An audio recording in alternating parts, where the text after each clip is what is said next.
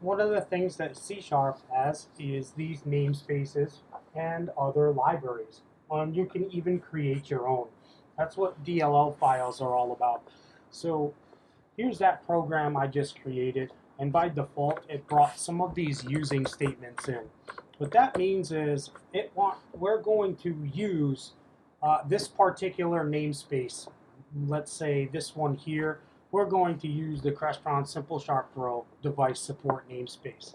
What's in the namespace? It's a named space. Just like we have down here, namespace is our Simple Sharp program. We have our public class. Inside of that class, we have methods, we have variables, etc.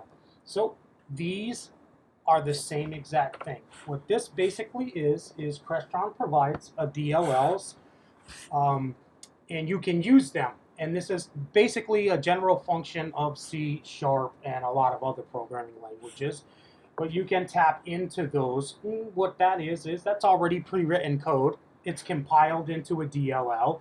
And as long as you have the API, you can tap into it and know how to use it properly.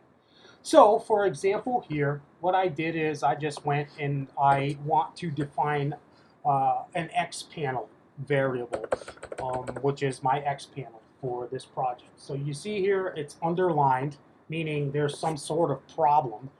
And then down here, the type or namespace name XPanel for Smart Graphics could not be found.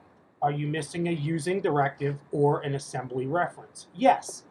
So what Crestron has done is, in order for us to use their XPanel for Smart Graphics class, they have that in a UI DLL and class and namespace. So if we want to use this, what we need to do first is we go to references and over here, and we're going to add a reference. And that is in their UI for Simple Sharp Pro DLL. So what we're going to do, we're just going to add a reference to that. That's going to tell our program, hey, we care about this file. Can you open it up and see what is inside of it? So that is then going to allow us to do something like we're going to be using Simple Sharp Pro.UI, and that's all we're going to do there. So now, as soon as I did that, I imported the DLL and I declared that I want to use it. Notice down here, now this is blue, everything's good, the errors went away.